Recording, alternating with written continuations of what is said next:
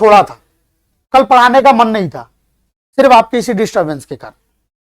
मैं प्रयास करूंगा कि आज अच्छा पढ़ाऊं और आप भी प्रयास करिएगा कि प्लीज डिस्टर्ब ना करें, ठीक है।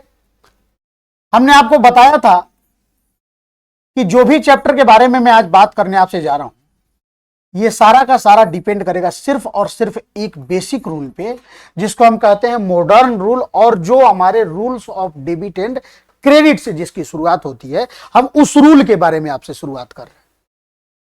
उस रूल के साथ मैंने लेजर का कुछ रूल मैंने कल भी डिस्कस किया था, आज भी एक बार लिखने में हमारा कोई कुछ जाता नहीं है, तो थोड़ा देख लेते हैं, ठीक है ना।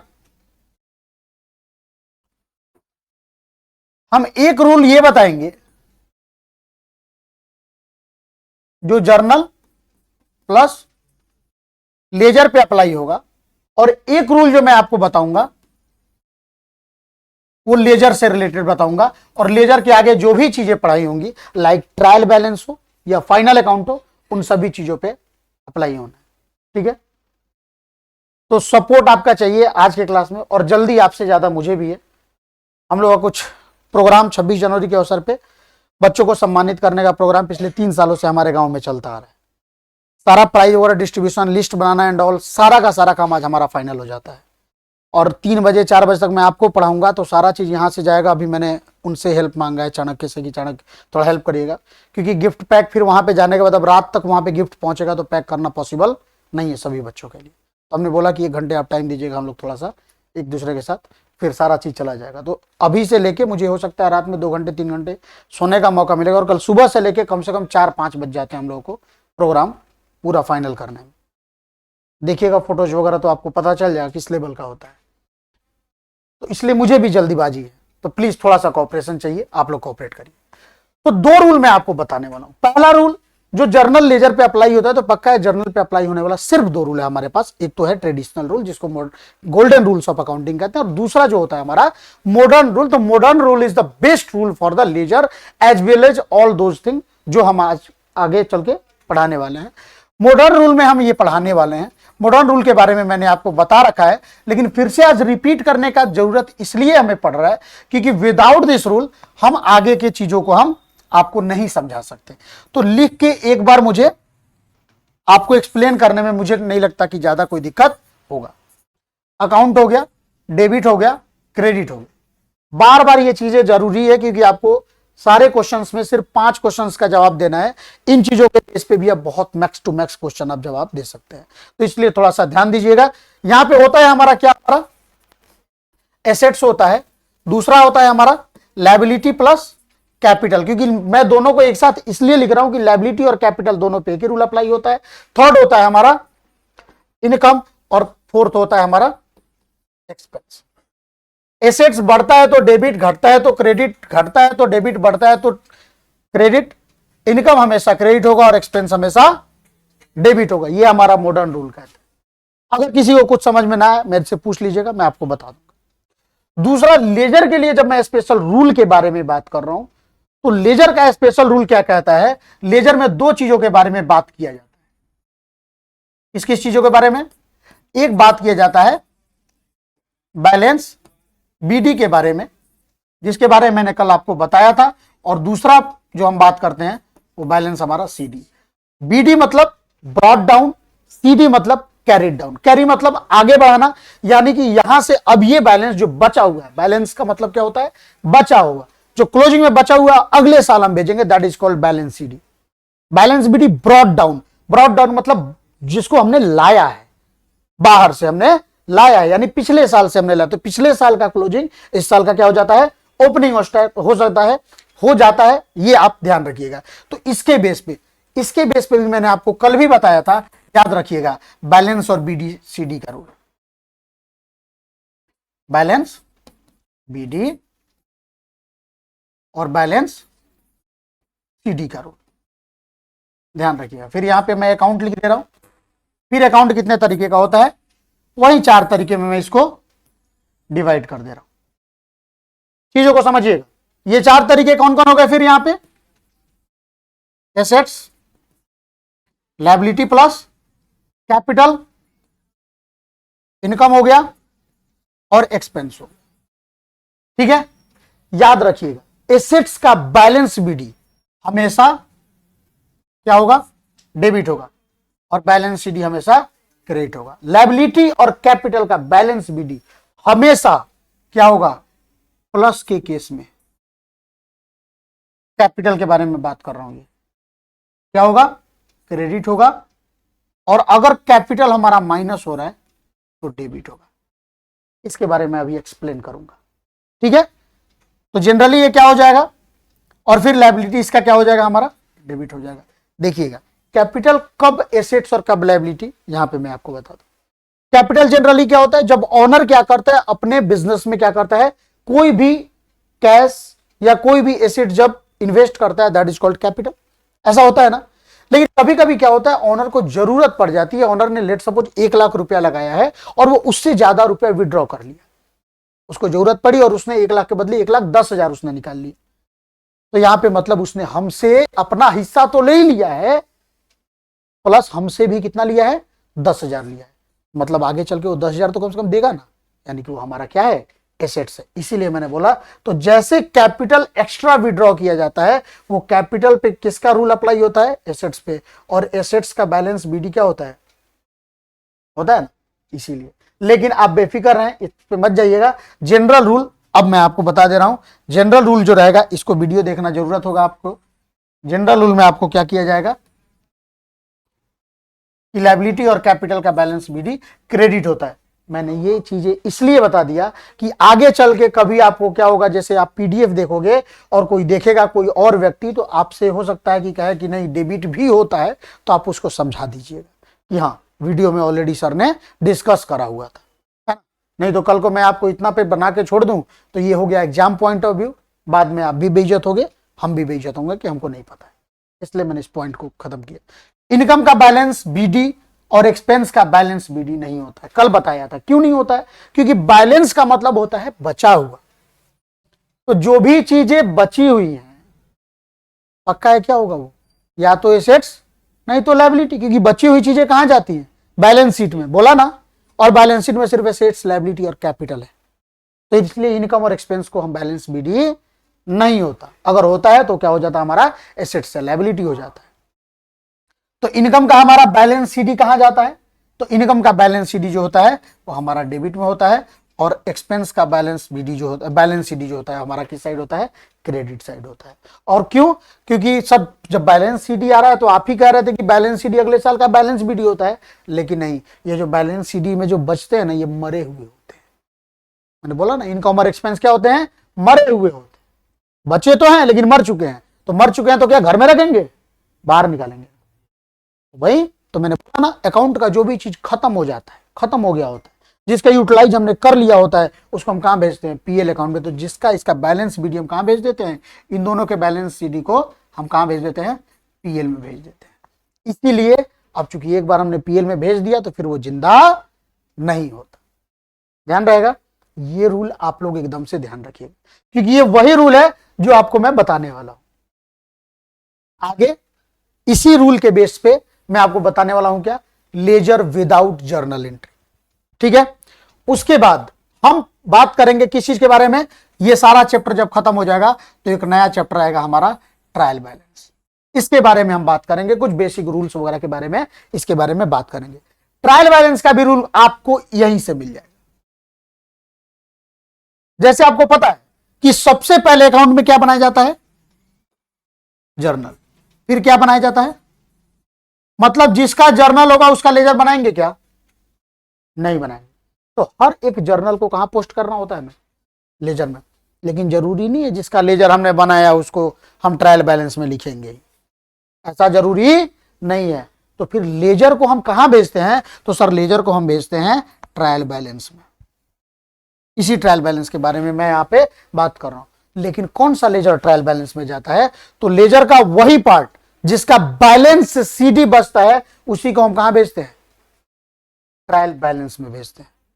याद रखिए, सिर्फ और सिर्फ वही भाग हमारा ट्रायल बैलेंस में जाता है। और ट्रायल बैलेंस से हमें दो चीजें निकल के आती हैं, जिनको क्या कहा जाता है, पहला जो होता है हमारा ट्रेडिंग एंड पीएल अकाउंट, और दूसरा जो होता है हमारा बैलेंस शीट। और ट्रेडिंग और पीएल अकाउंट और बैलेंस शीट, इन्हीं दोनों को क्या कहा जाता है? फाइनल अकाउंट कहा जाता है। यानी कि आपको ये पूरा का पूरा रो आपके लिए समझना बहुत ही जरूरी है, ये ध्यान दीजिएगा। तो यहां से हम चलते हैं। सबसे पहले मैंने आपको जर्नल पूरा का पूरा हमने सिखा रखा है। दूसरा आज हमारा पार्ट आता है किस चीज का? लेजर का। लेजर विद जर्नल एंट्री हमने आपको ऑलरेडी पहले बता रखा है कल के क्लास में। आज मैं बताने वाला हूं आपको लेजर बैलेंस सीडी का। देखिए, बैलेंस सीडी का मतलब इनकम एक्सपेंस करने का मतलब कि बैलेंस सीडी में जो खत्म हो जाता है ना, उसको हम कहां भेज देते हैं? पीएल अकाउंट में। Income debit balance CD last में। अब देखिएगा कैसे, जैसे इसको मैं आगे बता रहा हूं। इनकम डेबिट क्यों होगा, यही पूछ रहे हैं ना। कोई भी एक मान के चलिए, आपको सैलरी मिला, आप अपना अकाउंटिंग कर रहे हैं, सैलरी के तौर पे चलिए आपको बैंक अकाउंट में पैसे आए, तो आपने तुरंत उसका एंट्री क्या किया होगा? बैंक अकाउंट टू इनकम है आपका क्या? सैलरी। और सैलरी हमेशा क्या होता है? ट्रांजैक्शन के केस में क्रेडिट होता है। कितना हो गया आपका सैलरी? लेट सपोज आपका 10,000 आपका सैलरी मिला। Journal clear? इसके बाद हम कहां चलेंगे? लेजर में। लेजर में कौन सा अकाउंट बनाइएगा आप? बैंक अकाउंट तो बात करेंगे नहीं, क्योंकि बैंक अकाउंट एसेट्स है, तो वो तो आप समझ चुके हैं। हम बात करेंगे इनकम के बारे में। इनकम में कौन सा है हमारा? सैलरी। ठीक है। पार्टिकुलर अमाउंट, पार्टिकुलर अमाउंट, ये हम सैलरी अकाउंट बना रहे हैं। सैलरी किस साइड है? लिखेंगे किस साइड? Credit side. बोला था ना, दौड़ के कहां जाएगा? अपने घर में। इसका घर कहां है? Credit side. तुरंत जाएगा। यहां कुछ भी लिखेंगे बाई के साथ। नाम किसका रहेगा? अपने से अपोजिट वाले का। कितना? 10,000। कुछ और है क्या इसमें? कुछ भी नहीं है ना। दोनों साइड जोड़ेंगे, कितना आया? जो दोनों साइड रहता है वही ज्यादा रहता है, वही लिख देंगे। यहां पे क्या आया? बैलेंस। कितना आया? कहां आया बैलेंस शीट? ठीक है। जिस अकाउंट का बैलेंस सीडी आता है, अब चलिए मैं बता दिया तो बताइए। जिस अकाउंट का बैलेंस सीडी आता है, वही बैलेंस सीडी हमें कहां ट्रांसफर कर दिया जाता है? बैलेंस सीडी को पहले कहां ट्रांसफर करेंगे हम? ट्रायल बैलेंस में। और ट्रायल बैलेंस हम अलग अलग हिस्सों में हम बांटते हैं, या तो पीएल में चला जाए, या तो ट्रेडिंग में चला जाए, या तो बैलेंस शीट में चला जाए। ध्यान रहेगा ये। तो ट्रायल बैलेंस में, ट्रायल बैलेंस में कैसे रूल होता है? तो देखिएगा, ट्रायल बैलेंस भी बहुत आसान है बनाना। अगर आप लेजर समझते हो तो आप यहां पार्टिकुलर लिख दो या अकाउंट लिख दो। ये हो गया आपको डेबिट और ये हो गया आपको क्रेडिट। नहीं, काहे के लिए आप ये लिखिएगा बस। डेबिट और क्रेडिट हो गया। अब देखिए क्या हो गया आपको। क्या है यहां पे? क्या, कौन से अकाउंट आप बनाए थे? सैलरी। सैलरी। इसका बैलेंस शीट किस साइड आया है? मैथ का एक और रूल आपको पता होगा, ये हमारा बॉर्डर पॉइंट होता है। जो इधर माइनस है, जैसे इधर जाता है क्या बन जाता है? अगर इधर प्लस है, इधर जाता है क्या बन जाता है? बन जाता है ना। ठीक वैसे ही अकाउंट के साथ भी होता है। अकाउंट जैसे चेंज होता है, अकाउंट जैसे एक अकाउंट से किसी दूसरे अकाउंट में जाता है, ऑटोमेटिक अपना डायरेक्शन चेंज कर देता है। लाइक यहां पे देखिए, बैलेंस शीट किस साइड है? डेबिट साइड है। इसको हमें कहां भेजना है? ट्रायल बैलेंस में। ऑटोमेटिक ये कहां आएगा? कितना आया? अब एक चीज देखिए यहां पे फिर से आपको मॉडर्न रूल अप्लाई हो गया। सैलरी आपका खर्च भी हो सकता है, आपका इनकम भी हो सकता है। अगर सिर्फ सैलरी देके छोड़ दिया जाए और आपके पास ट्रायल बैलेंस या ये जो रूल मैंने आपको पढ़ाया, इस रूल के बारे में जीरो नॉलेज है, इस रूल के बारे में आपके पास जीरो नॉलेज है, तो फिर आपको यह समझ में नहीं आएगा कि सैलरी को आप एक्सपेंस मानिएगा कि इनकम मानिएगा। लेकिन अगर आपके पास ये रूल अवेलेबल है कि इनकम हमेशा क्रेडिट साइड में होगा, मतलब सैलरी अगर क्रेडिट साइड में बैलेंस दिखाई दे रहा है तो समझिएगा सैलरी हमारा क्या है, इनकम है समझ में। आप ही की बातों को फिर आप तक पहुंचा दिया हमने, आपने सैलरी को इनकम माना, आपको साबित कर दिया गया ये कि सैलरी क्यों इनकम है। और इसी के बेस पे मैंने लास्ट क्लास में, मतलब ठीक लंच से पहले वाला जो हमारा क्लास था, उसमें मैंने एक लेजर को जो मैंने खत्म किया, मतलब खत्म किया था पूरा, वो था, है कि नहीं। तो सिर्फ ये ऐसे रूल्स हैं जिसको आप ध्यान से देखिएगा तो आपके लिए ledger, trial balance, even journal entry सारा का सारा क्लियर हो जाएगा, बट समझना पड़ेगा। तो हम चलेंगे ट्रायल बैलेंस पे। ट्रायल बैलेंस का सीधा और सिंपल सा रूल है कि याद करिएगा, जब भी आपको क्या होगा, सिर्फ उन्हीं लेजर को क्या करना है, ट्रायल बैलेंस में ट्रांसफर करना है जिसके पास अपना खुद का बैलेंस सीडी हो। जिसका बैलेंस सीडी डेबिट में होगा उसको कहां लिखेंगे, क्रेडिट में, और जिसका बैलेंस सीडी क्रेडिट में होगा उसको कहां लिखेंगे, ठीक है, और जिसका बैलेंस सीडी नहीं होगा उसको नहीं लिखेंगे, क्योंकि वो बराबर हो गया, जीरो है, और जीरो यहां पे पुट करके कोई फायदा होने वाला है कि नहीं। तो सिर्फ सीडी को करेंगे, और सीडी ठीक अपोजिट डायरेक्शन में जाता है, सीडी ठीक अपोजिट डायरेक्शन में जाएगा। तो हम इसके बारे में बात करेंगे, पहले हम एक बार लेजर विदाउट जर्नल पढ़ाई कर लें आपके साथ, फिर आपको समझ में आ जाएगा। और सिर्फ 5 से 7 मिनट का खेल है, सिर्फ 5 से 7 मिनट का खेल है। आप थोड़ा सा हेल्प कर दीजिए, मैं आपको बता दे रहा हूं। कहिएगा तो पीडीएफ के थ्रू, क्लास 11th का पीडीएफ अवेलेबल है, उसके थ्रू आप कहिएगा तो उसमें भी एक एग्जाम्पल, पहले मैं रूल बता दूं फिर मैं आपको एग्जाम्पल के तौर ले चलेंगे और बात कर लेंगे। तो लेजर विद जर्नल हमने आपको पढ़ा रखा है, अब क्या पढ़ाना है, लेजर, डायरेक्ट लेजर कैसे बनाए। आपके पास ट्रांजैक्शन दिया होगा और उससे लेजर कैसे बनाना है, हमारे लिए सबसे टफ होता था, क्योंकि हमने जर्नल एंट्री से लेजर बनाना सीखा था। लेकिन इस रूल को जल्दी कोई उस तरीके से एक्सप्रेस नहीं करता है, तो मैंने एक्सप्लेन नहीं करता है तो समझ नहीं आता था, तो हम लोग नहीं बना पाते थे। तो जहां लेजर भी बनाना होता था वहां भी हम लोग मजबूरी में रफ में जाके जर्नल बनाते थे, या दिमाग में पहले सेट करते थे फिर लिखते थे, बड़ी कंफ्यूजन होता था। एक जर्नल को हर अकाउंट के लिए बार बार बनाना पड़ता था, तो पता लगता था कि जहां पे 4 क्वेश्चन हम बना सकते थे वहां पे सिर्फ एक क्वेश्चन भी हमसे पूरा नहीं बन पाया, तो टाइम किल होता था वहां पे। तो लेजर विदाउट जर्नल में याद रखिएगा, लेजर जहां भी आए किस किस चीज का आपको रूल अप्लाई करना है, एक तो बैलेंस बीडी का, दूसरा बैलेंस सीडी का, तीसरा अगर ट्रांजैक्शन के कारण वो इनकम है, चाहे एक्सपेंस है, चाहे सेट्स है, चाहे लायबिलिटी, अगर वो बढ़ रहा है तो उसका, और एक ट्रांजैक्शन के कारण अगर उसमें कोई डिक्रीज में हो रहा है तो उसका। इन 4 बेस के आधार पे आप लोग क्या कर लीजिएगा, आसानी से अपने पूरे के पूरे लेजर को तैयार कर सकते। सिर्फ ये 4 बेस चाहिए, लेकिन ये चारों का रूल मैंने आपको इसीलिए पहले आपको बता दिया, बैलेंस बीडी और सीडी का रूल हमारा ये था, तो ध्यान रख लीजिएगा। एसेट्स का बैलेंस बीडी हमेशा डेबिट होगा, और एक इसको याद कर लिए तो समझिए कि सारा का सारा आपको इजी हो जाएगा, ठीक है। जानते हैं जब उनकी आंखों में देखिएगा हंसी ऑटोमेटिक आएगी, बेहतर आप बोर्ड पे, मैंने कल ही बोला था, मैंने आपको बार बार बोल रहा हूं, मैं नहीं चाह रहा हूं कि आप लोगों को डिस्टर्ब करना। थोड़ा सा अगर मैं पढ़ा रहा हूं तो आई कांटेक्ट रखिए, मैंने कल बताया था, कब तक मजाक उड़ाइएगा क्लास का।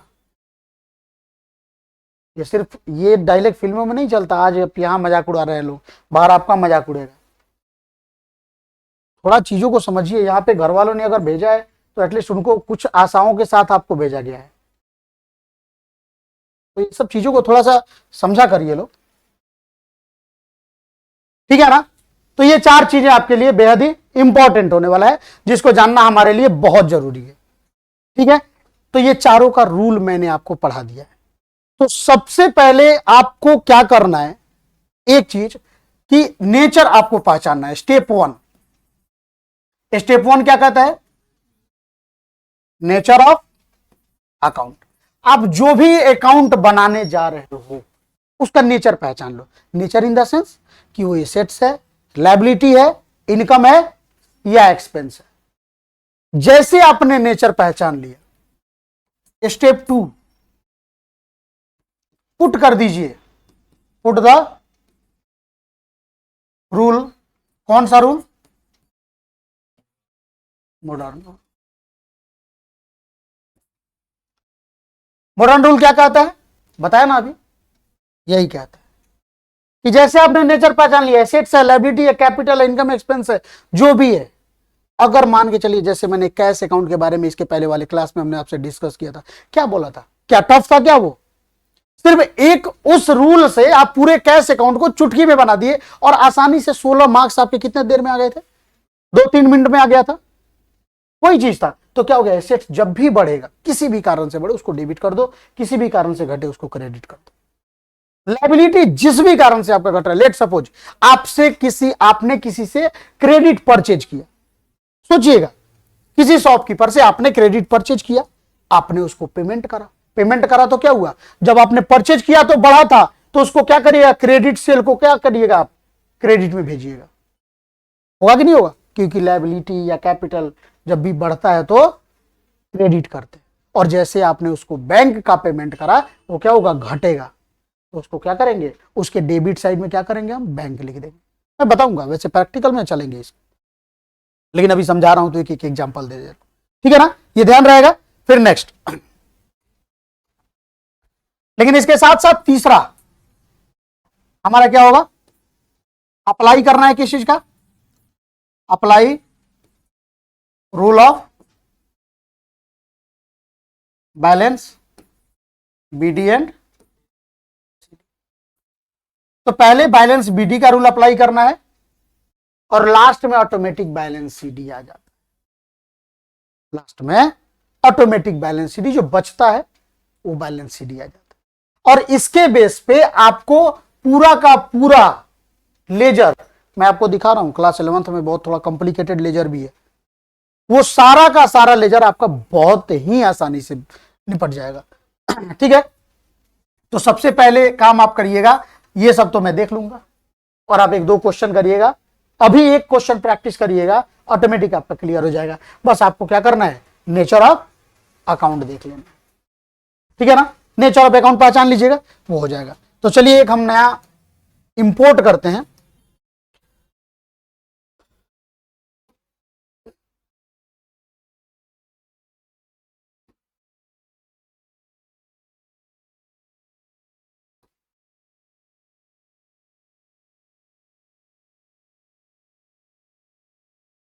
देखना पड़ेगा 4 कौन सा है,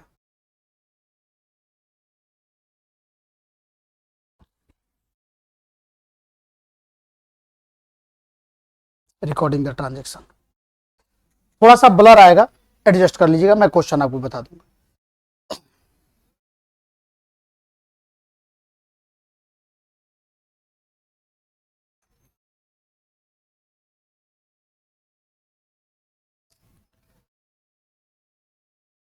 जैसे हमारे पास कुछ ट्रांजेक्शन्स दिखाई दे रहे हैं, जो थोड़ा सा प्रॉब्लम होगा मैं आपको बोल के बता दूंगा। यहां पे कुछ इजी ट्रांजेक्शन्स दिए हुए हैं, जैसे कैश इन हैंड है। तो एक बात बताइए, ये हमारा ट्रांजेक्शन हुआ है, पहले से ऑलरेडी है, पहले से ऑलरेडी है, यानी कि हमारा क्या है, बैलेंस बीडी है। यहां पे हमें क्या करना है मेरे ख्याल से, ये वैसे तो कैश बुक बनाना है, बट मैं फिर उसको कैश अकाउंट में कन्वर्ट करके आपको बता रहा हूं। यहां पे क्या हो गया, हमको क्या बनाना है, नवंबर के लिए मान के चलिए हम बना रहे हैं, तो नवंबर 1 को जो भी होगा हमारा ओपनिंग होगा, और लास्ट में जो आएगा अपना बैलेंस सीडी आएगा। इसमें बैलेंस सीडी इसलिए नहीं दिया होगा क्योंकि पूरे साल के लिए नहीं बनाया। अगला क्वेश्चन देख लेंगे, उसमें भी अगर कुछ होगा तो। कैश इन हैंड है, कैश रिसीव्ड फ्रॉम गुरमीत, यहां पे हमें मान के चलिए कौन सा अकाउंट हम बनाने जा रहे हैं, आपको सिखाने जा रहे हैं, कैश अकाउंट। तो सबसे पहले मैंने क्या बोला था, सिर्फ एक चीज पहचान लीजिए, nature of account. Cash account कौन सा नेचर है, assets, liability, income, expense, assets. तो हमारा क्या हो जाएगा, अब इसके बेस पे जिस भी कारण से एसेट्स बढ़ेगा उसको डेबिट और घटेगा तो क्रेडिट। मैं इस पे बहुत जल्दी से निकालूंगा क्योंकि एसेट्स कैश अकाउंट ऑलरेडी हमने आपको एक बार बता रखा था, दूसरा अकाउंट बताऊंगा आपको, अच्छे समझ में आएगा। तो यहाँ पे देखिए कैश रिसीव फ्रॉम गुरमीत, ध्यान रखिएगा, इससे क्या हो रहा है, हमारा कैश इससे बढ़ रहा है, तो देखिएगा इसको हम क्या करेंगे, डेबिट में करेंगे।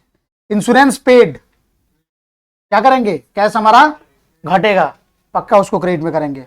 परचेज फर्नीचर, परचेज किया है, कैश घटेगा तो क्या होगा, credit. Sold goods for cash, क्या होगा, कैश बढ़ेगा तो क्या होगा, debit. Purchase goods from Mudit in cash, purchase किया, घटेगा, क्या होगा, क्रेडिट। परचेज स्टेशनरी, क्या हो गया, कैश घटेगा, क्रेडिट। और कैश पेड टू जो भी है, ये रुकनाल है या क्या है, फुल सेटलमेंट ऑफ अकाउंट, ये भी क्या है, क्रेडिट है। कितना आसानी हो गया, कितना आसान हो गया। इसको अब जरा आगे बढ़ा के देखिए, कैश बुक जरा ध्यान से देखिए, कितना बार हमने डेबिट किया है, एक, दो, दो यहीं और एक ओपनिंग स्टॉक है, मतलब बैलेंस बीडी है, हो गया। बैलेंस बीडी एक, दो, सेल 3 बार किया है क्या, अच्छा यहां भी है ना, यहां भी है, देखिए सोल्ड गुड्स टू, तो ये भी हमारा क्या हो जाएगा, debit. Paid credit, paid salary credit, deposit in bank credit, हो गया। देखिए तो कोई दिक्कत, हो गया। फिर जो भी बचा था हमारा, जिस भी कारण से हमारा क्या हुआ, हमने कहीं इसमें कैश का नाम रखा, कभी हम यहाँ पे कैश का नाम नहीं रखेंगे, तो यहाँ पे सारा का सारा क्रेडिट हो गया। कोई प्रॉब्लम, थोड़ा सा ध्यान दीजिए, पूरा क्लियर होगा। फिर चलते हैं हम नेक्स्ट क्वेश्चन पे, कुछ लेजर के क्वेश्चंस देखते हैं।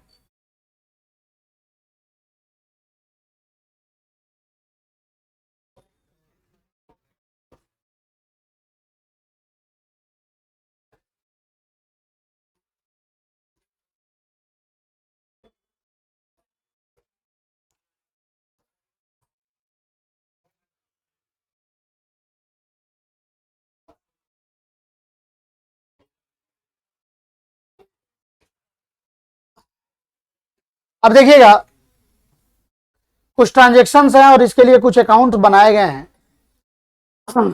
ये परचेज रिटर्न बुक पे ही अभी चल रहा है, रुक जाइए, अकाउंट पे चलते हैं सीधे।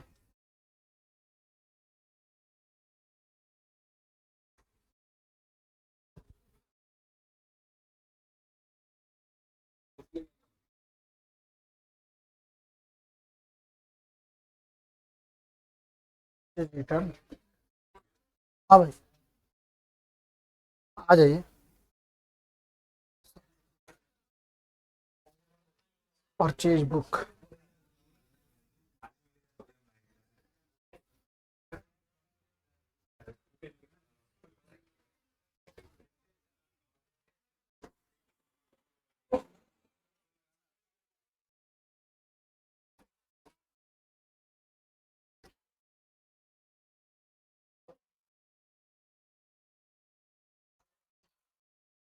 रुक जाइए, मैं बस आपको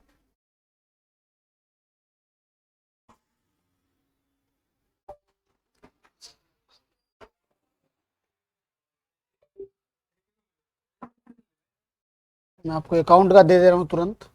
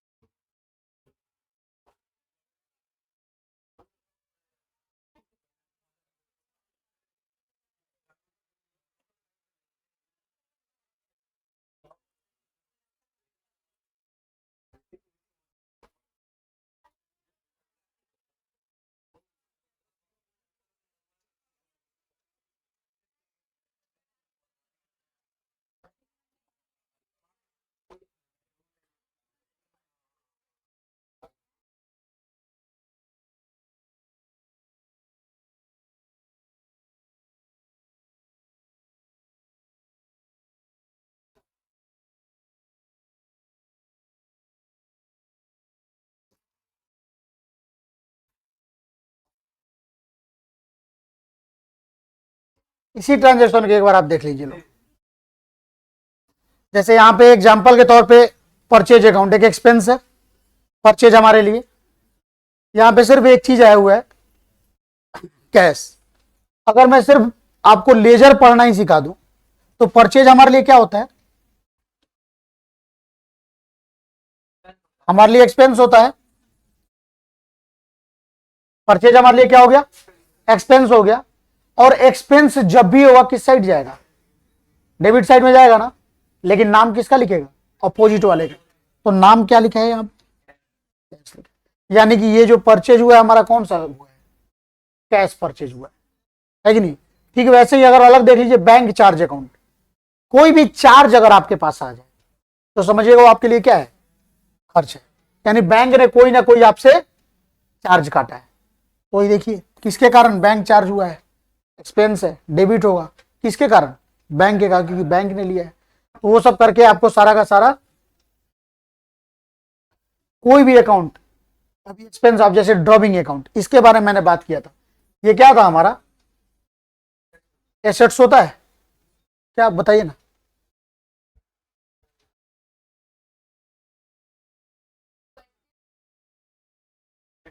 इसका क्वेश्चन नहीं, क्वेश्चन है भाई, डायरेक्ट का हिसाब से। जैसे देखिए मैं अभी उसको डायरेक्ट पढ़ना सिखा रहा था, कोई बात नहीं। जैसे विड्रॉ हमने किया है, देखिए जरा, अब इसी को देखिए, पेड फॉर एडवर्टाइजमेंट,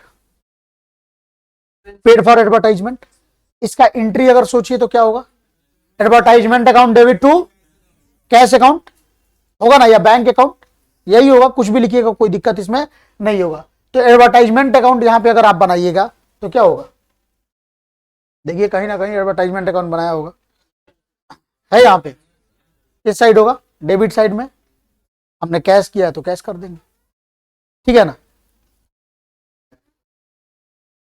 कोई लंबा लेजर इसमें दिखाई नहीं दे रहा है, प्रॉब्लम यही है, और मैं चाहता हूं कि कोई बड़ा सा लेजर अगर दिखाई देता था।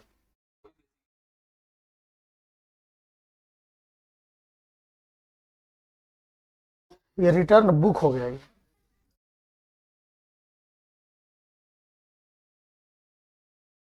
और सिर्फ कैश बुक के बारे में बात किया जा रहा है।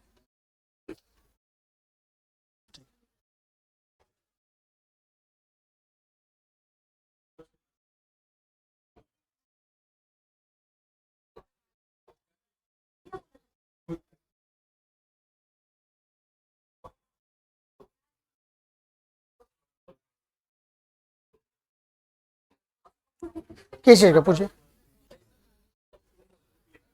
सुनिए लोग, अब मैं एक एग्जांपल अलग से मैं ले लेता हूं, एक कहानी के तौर पे देख लेते हैं। ये क्या आ गया,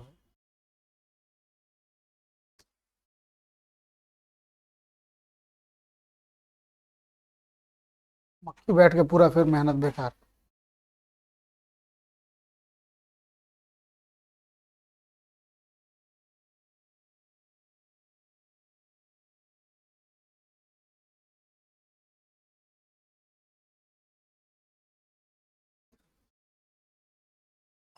जैसे मैं क्या बोल रहा था, कुछ कहानी ले लीजिए यहाँ पे, अपने खुद से ही ट्रांजेक्शन मान लीजिए, आप एक इनकम का ट्रांजेक्शन बना लीजिए और एक एक्सपेंस का ट्रांजेक्शन बना लीजिए।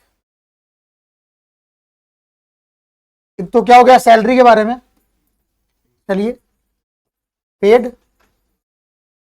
सैलरी, पेड रेंट, ठीक है ना। लेकिन ये बहुत इजी हो जाएगा, एक लाइन का हो जाएगा। आपको एसेट्स लायबिलिटी पे समझना है तो सबसे बेस्ट होगा कि आप अब देखिएगा, परचेज फ्रॉम राम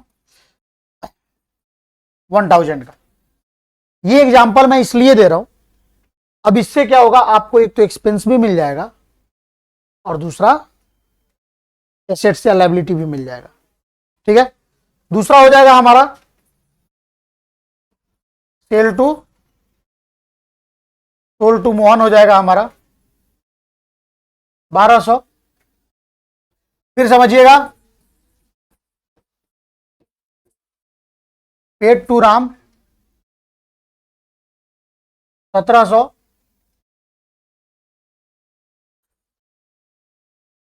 मानिए मैं कोई बिजनेस कर रहा हूं, फिर परचेज फ्रॉम राम हो गया हमारा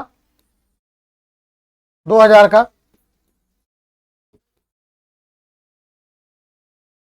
पेड टू राम हो गया 500। यहां पे दो अकाउंट में आपको बना रहा हूं, एक तो अकाउंट बना रहा हूं मैं किस चीज का, परचेज का मैं बना दे रहा हूं, और दूसरा अकाउंट में बना दे रहा हूं राम का। ठीक है, तो पहला अकाउंट है हमारा परचेज का।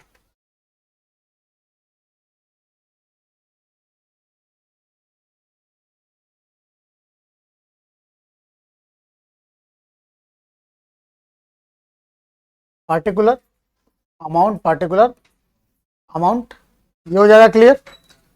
अब देखिएगा सबसे पहले क्या हुआ, हमें journal without sorry ledger without journal बनाना है, तो हमें सबसे पहले पहचानना क्या है कि परचेज अकाउंट हमारा नेचर ऑफ अकाउंट क्या है, एक्सपेंस, पक्का। तो ये जब एक्सपेंस है तो एक चीज गारंटी है कि ये जब भी बढ़ेगा या जब भी होगा तो क्या होगा, ये डेबिट होगा। तो यहां पे देखिएगा इसको जब भी होगा तो परचेज फ्रॉम क्या हुआ, वाला, तो पक्का है कि इसको किस साइड लिखेंगे, डेबिट साइड। क्यों परचेज हुआ, कहां से हुआ, कुछ गया क्या मेरे पास से, अगर गया होता तो उस चीज को लिखते, लेकिन नहीं गया तो क्या लिखेंगे यहां पे, टू कितना 1000 का परचेज किया। सेकेंड, यहां पे कोई परचेज का नाम है, नहीं लिखेंगे। यहां पेड टू राम, राम से रिलेटेड है, लेकिन मैं कौन सा अकाउंट ये बना रहा हूं, तो यहां कोई राम का चर्चा है, सॉरी परचेज का चर्चा है, नहीं लिखेंगे, इसको भी छोड़िए। परचेज फ्रॉम राम, फिर इसको लिखेंगे, फिर यहां पे क्या लिखेंगे, कितना हो गया, फिर देखिए तो हो गया, इसके अलावा कुछ नहीं है। तो हम सीधे क्या करेंगे, इसको दोनों तरफ ऐड करेंगे, 3000 दोनों तरफ हम लिख देंगे, कोई दिक्कत इसमें, 3000 लिख देंगे और यहां पे लिख देंगे बाई बैलेंस, कितना लिख देंगे, पूरा का पूरा हमारा बच गया। हाँ, अगर मान के चलिए परचेज रिटर्न हुआ होता, अगर परचेज रिटर्न हुआ होता, जैसे कि एक एग्जांपल ले रहे हो, रिटर्न गुड्स टू राम, कितने का, 300 का गुड्स मान के चलिए हमने उसको रिटर्न कर दिया राम को। तो यहां पे क्या हुआ, रिटर्न गुड्स टू राम, इस रिटर्न के कारण क्या हुआ, परचेज घटा हुआ। तो हमारे पास दो ऑप्शन होगा, या तो अगर हम ज्यादा बहुत इंटेलिजेंट हैं तो परचेज अकाउंट में हम रिटर्न को घटा सकते हैं, और नहीं तो आप लोग जिस लेवल पे हैं तो फिर इसको लिए परचेज रिटर्न अकाउंट बना लीजिए अलग से, और फिर सीधे जाकर ट्रेडिंग में परचेज में से परचेज रिटर्न आप घटा दीजिए, ठीक है ना। तो जनरली एक्सपेंस को एक्सपेंस ही रहने दीजिए। तो हो गया हमारा कितना, बैलेंस सीडी कितना आया, 3000। अब एक बात बताइए, ये तो हमारा लेजर बन गया, हम जब इसको ट्रायल बैलेंस में ट्रांसफर करेंगे तो परचेज अकाउंट किस साइड में जाएगा, डेबिट या क्रेडिट, डेबिट साइड। बोला था ना, जैसे अकाउंट चेंज होता है, जैसे अकाउंट चेंज होता है वो ऑटोमेटिक कहां चला जाता है, अपोजिट डायरेक्शन में। तो परचेज अकाउंट को ट्रायल बैलेंस के किस साइड में लिखेंगे, डेबिट साइड में। देखिए तो परचेज एक्सपेंस होता है, ऑटोमेटिक उसका बैलेंस डेबिट हो गया कि नहीं हो गया। अब देखिए हम बनाते हैं अगला अकाउंट, हमारा क्या है, जैसे अगला अकाउंट हमारा बनाते हैं हम राम अकाउंट।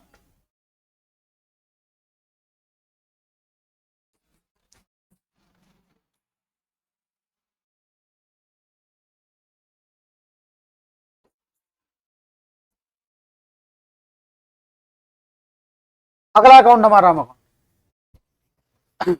ओके। ऊपर तो कुछ भी नहीं है इसमें, यहां पे राम का नाम आया पहली बार। हमें पता नहीं है कि राम हमारे लिए एसेट है लायबिलिटी है, क्योंकि शुरू में नेचर नहीं पहचान सकता। हाँ, नेचर एक जगह पहचान सकता हूं, कब, अगर राम का बैलेंस पहले से दिया होता, अगर राम का बैलेंस, जैसे अगर क्वेश्चन में ये कह देता यहां पे कि राम का, और अकाउंट में लिख देता क्रेडिट और लिख देता 1000, तो यानी कि जैसे क्रेडिट बैलेंस का बात आएगा, तो एक बात बताइए, मैंने बोला था ना कोई भी पर्सनल अकाउंट या तो एसेट्स होता है नहीं तो लायबिलिटी होता है। तो एक बात बताइए, एसेट्स का बैलेंस क्रेडिट होता है या लायबिलिटी का, लायबिलिटी का, मतलब राम हमारा लायबिलिटी है। और लायबिलिटी का जो पहले से ऑलरेडी दिया हुआ है, यानी ओपनिंग बैलेंस है ना, बैलेंस बीडी, लायबिलिटी का बैलेंस बीडी कहां होता है, क्रेडिट साइड में। ऑलरेडी हमने दिया भी है उसको। तो आप क्या लिख देंगे यहां पे सबसे पहले, बैलेंस बीडी कितना 1000 पहले से दिया हुआ है, ओपनिंग बैलेंस ऐसे पुट कर दिया हमने। अब देखेंगे, अब तो पता चल गया ना राम का नेचर कैसे है, पता चल गया कि जब भी राम बढ़ेगा तो हम क्या करेंगे उसको क्रेडिट साइड में, और जब भी राम घटेगा तब हम क्या करेंगे डेबिट साइड। अब देखिए यहां पे दूसरा है परचेज फ्रॉम राम। राम से जैसे हमने खरीदा, राम लायबिलिटी है, बढ़ेगा कि नहीं, बढ़ेगा ना, तो क्या लिखेंगे, क्यों बढ़ेगा राम, परचेज, परचेज अकाउंट। आया समझ में, क्योंकि लायबिलिटी बढ़ रहा है और लायबिलिटी जब भी बढ़ेगा क्या होगा, क्रेडिट होगा। जब भी लायबिलिटी, भाई आप किसी से उधार खरीदिएगा तो आपका कर्ज नहीं बढ़ेगा, और कर्ज बढ़ेगा तो किस साइड जाएगा, क्रेडिट साइड। जब भी लायबिलिटी बढ़े क्रेडिट, जब भी लायबिलिटी घटे डेबिट साइड, ये ध्यान रखिएगा। फिर नेक्स्ट ट्रांजेक्शन हमारा क्या कर रहे हैं, सेल टू मोहन, इसमें हमारा राम का कोई दूर दूर तक नाता नहीं है। फिर दूसरा कह रहा है पेड टू राम, किसी से आपने 10,000 रुपए कर्ज लिए हुए हैं, तो आपका कर्ज आज के डेट में कितना है 10,000 है, आपने उसको 2,000 दे दिया, तो आपका कर्ज बढ़ा या घटा, घटा ना। ठीक वैसे ही राम से हमने लेन देन करते रहना है। तो राम को हमने कितना दिया, अभी कितना दिया हमने पेमेंट 1700, तो इससे राम बढ़ेगा या घटेगा, लायबिलिटी है ना भाई, लायबिलिटी को पेमेंट करने पे क्या होता है, घटता है। तो यहां पे क्यों घटेगा, क्योंकि पेड टू राम, तो यानी कि हमने राम को क्या दिया, कैश अकाउंट दिया। कितना दिया 1700, हो गया क्लियर। फिर अगला ट्रांजेक्शन क्या कर रहा है, परचेज फ्रॉम राम, फिर से राम से हमने खरीद लिया। अब राम बढ़ेगा या घटेगा, बढ़ेगा ना, तो फिर यहां पे लिख लेंगे बाय परचेज अकाउंट, कितना हो गया। फिर अगला देखिए, हो गया पेड टू राम, फिर तो क्या लिखेंगे यहां पे,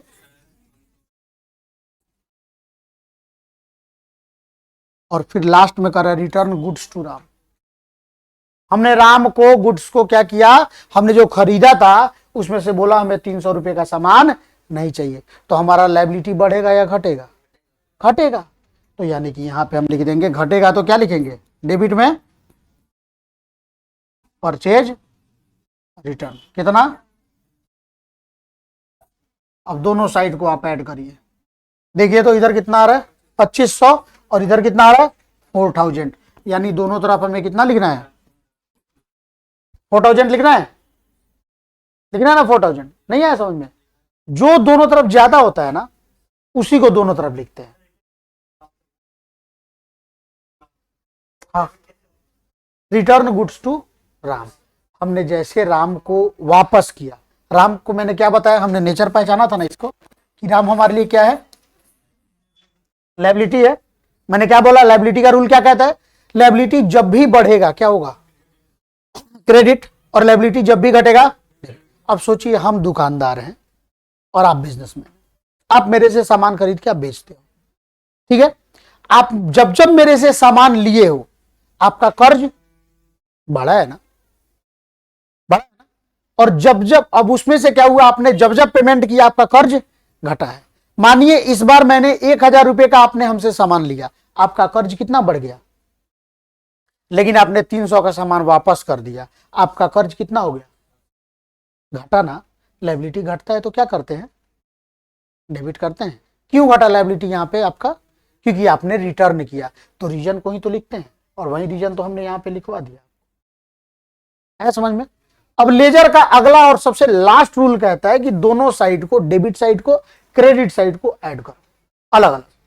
इधर आपको कितना आ रहा है 2500 2500, उधर कितना आ रहा है 4000, तो जो दोनों में ज्यादा हो ना उसको आप नीचे लिख दो, दोनों में जो ज्यादा है, दोनों में ज्यादा कौन सा है,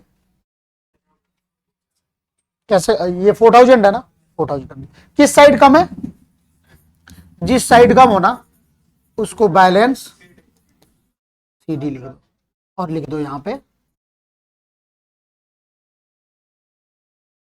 अब देखिएगा एक चीज और, अब इससे पता चल जाएगा आपको, इससे पता चल जाएगा आपको। अब जैसे ये हो गया, ये ट्रायल बैलेंस में कहां जाएगा, बताइए बताइए, कोई दिक्कत बताइए, हो गया।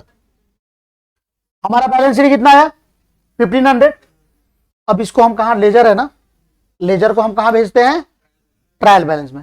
ट्रायल बैलेंस में जाएगा तो क्या होगा, अपोजिट डायरेक्शन हो जाएगा, यानी कि राम किस साइड चला जाएगा, क्रेडिट साइड। फिर बताइए तो राम हमारा एसेट्स होगा कि लायबिलिटी होगा, बताइए। अरे डरो मत, एसेट्स होता तो डेबिट में रहता, लायबिलिटी है तो क्रेडिट में जाएगा, बस हो गया कहानी खत्म। कोई दिक्कत? तो ये हो गया हमारा लेजर।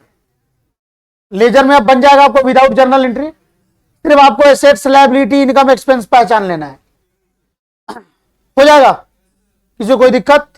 बढ़े आगे, इससे ज्यादा आपके मतलब सिलेबस में नहीं है।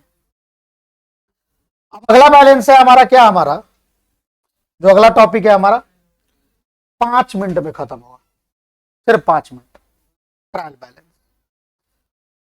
और चूंकि ज्यादा नहीं है उसके बाद आप लोगों में, तो अगला 15 से 20 मिनट हो सकता है समझाने में लग जाए, आपको बैलेंस शीट और ट्रेडिंग एंड पीएल अकाउंट खत्म हो जाएगा, बस यही आपका है। एक बार बैलेंस शीट तक खत्म हो जाए तो हमारे पास अब सिर्फ बचेगा क्या, कि मैं आपको कंसाइनमेंट पढ़ा दूं, एनपीओ पढ़ा दूं और बिल्स ऑफ एक्सचेंज के बारे में नॉलेज दे दूं।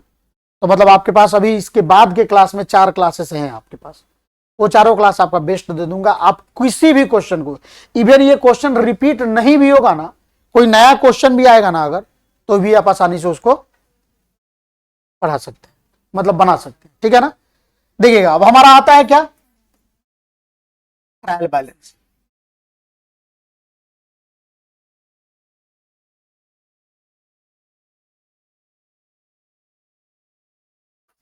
ये आप यहां पे अकाउंट्स लिख दो या पार्टिकुलर लिख दो, यहां पे आप डेबिट लिख दो, यहां पे क्रेडिट लिख दो।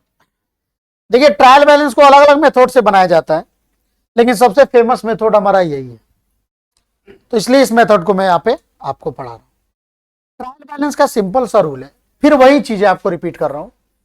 इसमें क्या होता है, जो भी अकाउंट आएगा या तो वो एसेट्स अकाउंट होगा, नहीं तो लायबिलिटी अकाउंट होगा, नहीं तो आपका कैपिटल अकाउंट होगा, नहीं तो आपका इनकम अकाउंट, और नहीं तो एक्सपेंस अकाउंट। और लास्ट में जो हमारा टोटल आता है ना, ये ऑटोमेटिक बराबर आ जाता है, ऑटोमेटिक बराबर। याद रखिएगा जब भी आपको ट्रायल बैलेंस बनाने को दे, नेचर ऑफ अकाउंट तो आप आसानी से पहचान सकते हैं, और जब नेचर ऑफ अकाउंट पहचान लीजिएगा तो एसेट्स का जो नेचर होगा ये हमेशा कहां आएगा, डेबिट में आएगा, ठीक है। ये कभी एसेट्स आपको क्रेडिट साइड में नहीं आएगा, मैं बताऊंगा उसके, अगर कभी क्वेश्चन आ रहा है मैं सारे कंडीशंस आपको बता दूंगा। लायबिलिटी हमेशा किस साइड आएगा, क्रेडिट साइड आएगा। कैपिटल हमेशा किस साइड आएगा, ठीक है। इनकम हमेशा किस साइड आएगा, और एक्सपेंस हमेशा किस साइड आएगा, जैसे कि मैंने आपको रेक्टिफिकेशन ऑफ एरर्स मैंने आपको रेक्टिफाई किया था क्वेश्चन के माध्यम से, यही होगा। कभी कभी आपको क्या होता है कि आपके एग्जाम में क्वेश्चन दे देगा, कहेगा बैलेंस शीट बनाइए, वो कुछ आपको डिटेल दे देगा। और डिटेल कैसे देगा, जैसे मान के चलिए आपको दे दिया किसी का नाम, जैसे सूरज, डेबिट में दे दिया सूरज का 5000 और क्रेडिट में दे दिया 7000, यानी सूरज से मुझे कुछ लेना है और सूरज को मुझे कुछ देना है। एसेट्स का, डेबिट का मतलब एसेट्स, यानी सूरज से मुझे 5000 लेना है और 7000 देना है। तो क्यों ना हम एक काम करते हैं, हम इसको खत्म कर दें, सीधे सूरज के सामने कितना लिख दें, 2000, है कि नहीं। क्या जरूरी है, नहीं पहले तुम 5000 दोगे तब हम 7000 देंगे, सीधा बात है 2000 तुम ले लो, कहानी खत्म करो, यही ना पूछ रहे थे आप।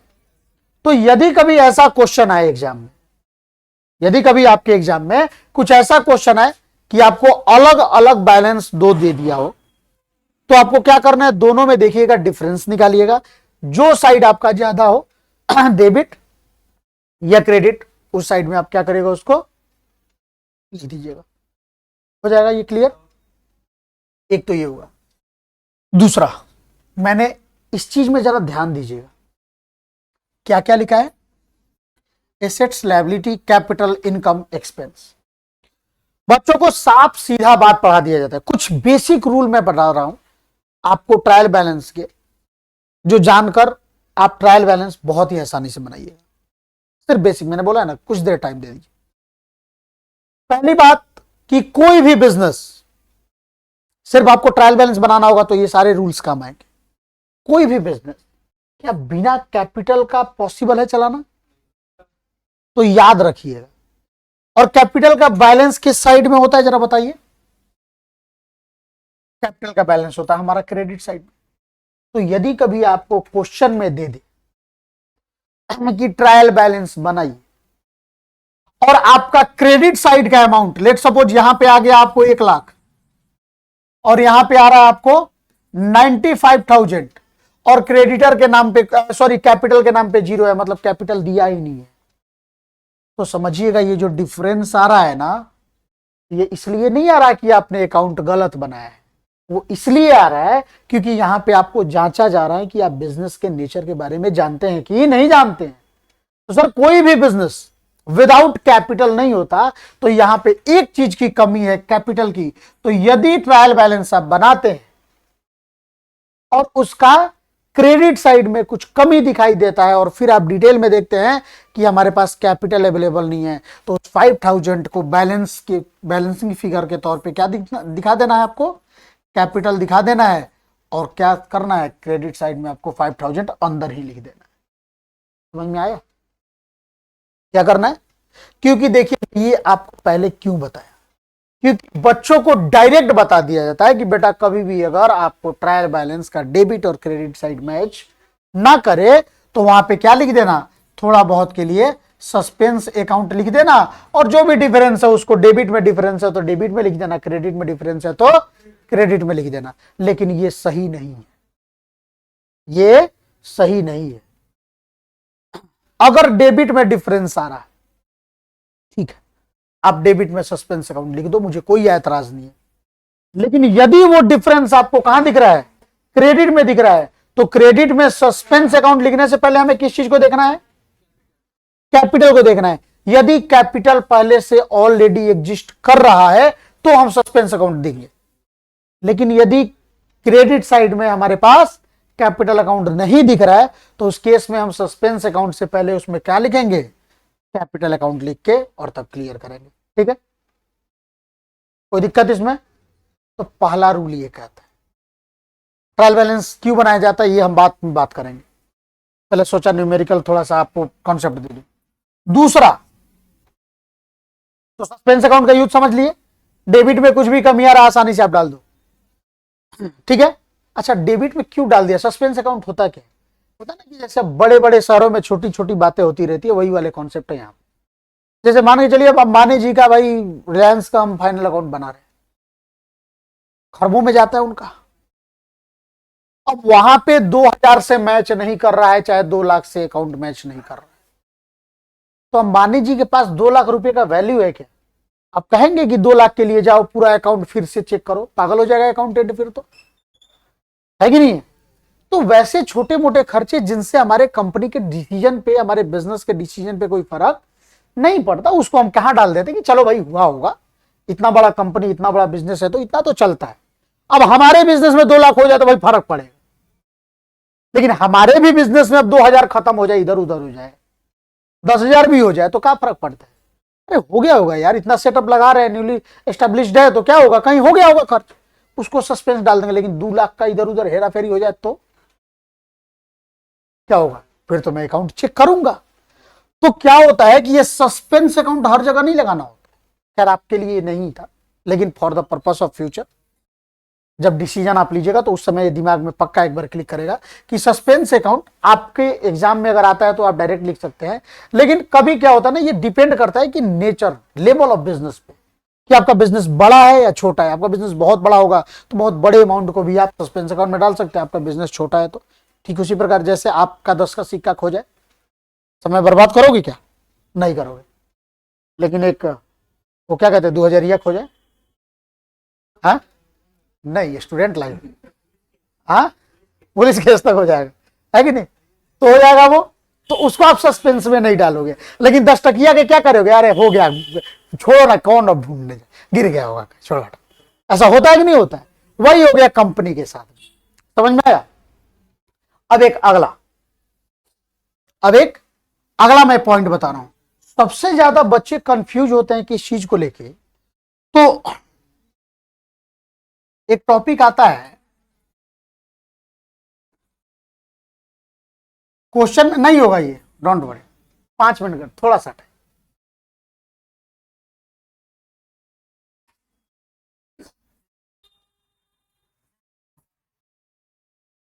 बस ये कॉन्सेप्ट कम से कम क्लियर कर लें।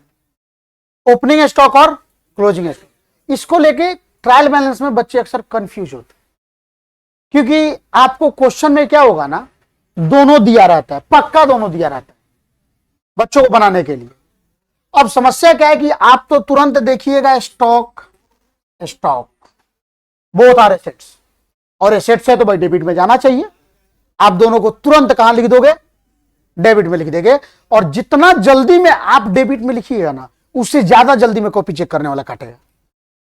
हकीकत बात। क्यों?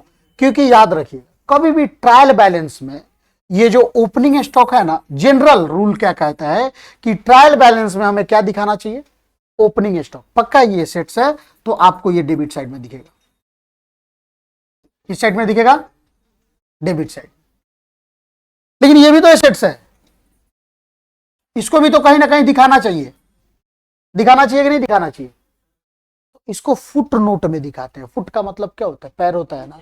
यानी कि यहां हमारा कंप्लीट हुआ ना टोटल, तो इसके नीचे हम नोट डाल देंगे और लिख देंगे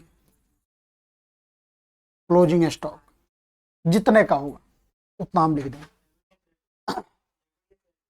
कुछ नहीं, इसका डेबिट क्रेडिट कुछ नहीं, अमाउंट लिख देंगे, क्योंकि नीचे डेबिट क्रेडिट नहीं होता, ये बॉक्स से बाहर का बात, ठीक है ना।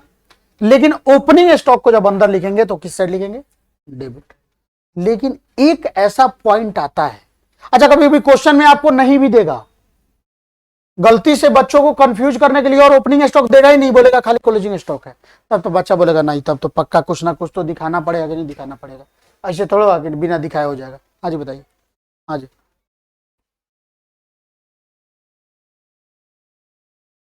अच्छा चल कोई नहीं, मैं करता हूँ बात, ठीक है ना। तो क्या हो गया हमारा कि भाई अब क्लोजिंग स्टॉक दिखा तब तो पक्का लिखना है, लेकिन नहीं, क्लोजिंग स्टॉक का रूल होता है कहां लिखना है, हमेशा ट्रायल बैलेंस के नीचे फुट नोट में आपको क्लोजिंग स्टॉक दिखाना है। क्लोजिंग स्टॉक को कभी अंदर मत दिखाइएगा, क्योंकि बहुत डरपोक है, बहुत डरपोक है। कभी भी ये ट्रायल बैलेंस के अंदर अकेले नहीं जा सकता क्लोजिंग स्टॉक। इसका एक बहुत गहरा दोस्त है जिसके साथ वो कहीं भी जा सकता है, वो होता है COGS, cost of goods sold. अब इसके बारे में एक क्लास देना पड़ेगा, तो वो नहीं देंगे, आपके लिए काम का भी नहीं है कि नहीं, तो क्यों उस पर हम पूरा बर्बाद करें। लेकिन समझ लीजिए, कॉस्ट ऑफ गुड्स सोल्ड यदि क्लोजिंग स्टॉक के साथ आ जाए ना, तो इतना ताकतवर होता है कि क्वेश्चन में ओपनिंग स्टॉक भी रहेगा ना, कहेगा तू चुपचाप जहां पे है वहीं पे रह, अंदर का मेला कौन घूमेगा? हम घूमेंगे, एक ही टिकट है। यानी कि जैसे उस क्वेश्चन में कॉस्ट ऑफ गुड्स सोल्ड आ जाएगा, आपको क्या करना है, ओपनिंग स्टॉक को नहीं लिखना है।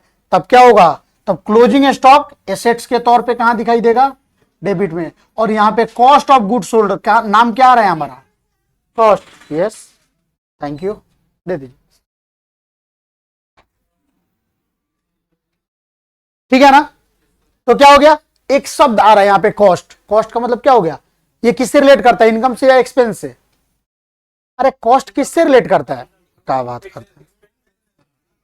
हाँ, कॉस्ट लग गया है बहुत ज्यादा, क्या बोलते हैं, है कि नहीं? तो उसको भी हम कहां दिखा देते हैं? डेबिट में, बस, ठीक है ना। बाकी एक भाषण तो हम दे ही चुके हैं इस पे, कि ट्रायल बैलेंस कभी भी किस चीज के लिए बनाया जाता है? अर्थमेटिकल एक्यूरेसी को चेक करने के लिए बनाया जाता है, पहला। दूसरा, ट्रायल बैलेंस बनाने के बाद ही हम क्या बनाते हैं? ट्रेडिंग एनपीएल और बैलेंस शीट। तो ज्यादा बाउंस मार रहा है क्या? तो एक काम करिए, ये चीज पहले देखिए। ये तीन चीज जो है, ये तीन लायबिलिटी, एसेट्स और कैपिटल, ये कहां चला जाता है? ध्यान रहेगा। और ये इनकम एक्सपेंस कहां चला जाता है? Trading and PL account. समझ जाइएगा लैंग्वेज, ठीक है। यही चीज होता है। तो क्या करते हैं, जब सब कुछ भेज देते हैं, अब कौन इनकम है कौन एक्सपेंस, आप बैलेंस देख के भी बता सकते हो, कौन एसेट्स है कौन लायबिलिटी, ये भी आप बैलेंस देख के बता सकते हो, है कि नहीं है। तो यहां तक हमारा पूरा का पूरा। अब जब हम आगे चलेंगे तो ट्रेडिंग एनपीएल और क्या बच गया? बैलेंस शीट बच गई। तो ट्रेडिंग एनपीएल क्यों, सॉरी, ट्रायल बैलेंस क्यों बनाया जाता है? तो ट्रायल बैलेंस इसलिए बनाया जाता है ताकि एक तो हम चेक कर पाए कि हमारा अर्थमेटिकल एक्यूरेसी ने, मतलब गणितीय शुद्धता की जानकारी के लिए, मतलब जोड़ घटाव गुना भाग जो भी है वो सही है कि नहीं है, हमने डेबिट को डेबिट में, क्रेडिट को क्रेडिट में किया है कि नहीं किया है। और दूसरा क्या होता है, इससे हमें फाइनल अकाउंट बनाने में, यानी ट्रेडिंग एंड पीएल अकाउंट बनाने में और बैलेंस शीट बनाने में हमें सहायता मिलती है। ध्यान रहेगा ये पक्का? क्या करे तो रहने दे क्या? तो एक काम करिए, कल हमारा 2 टॉपिक खत्म होगा। हाँ कल बंद होगा, कल बंद, लेकिन परसों खत्म होगा हमारा 2 टॉपिक। परसों हमारा खत्म होगा, एक तो होगा एरर और प्लस ट्रेडिंग एंड पीएल और बैलेंस शीट। ये सारा का सारा आपको यूट्यूब पे मिल जाएगा। और नोट्स आपको अभी व्हाट्सएप पे, एक काम करना पड़ेगा आपको, आप लोग, मेरा नंबर वही है। अच्छा, नंबर यहां पे लिखना पड़ेगा।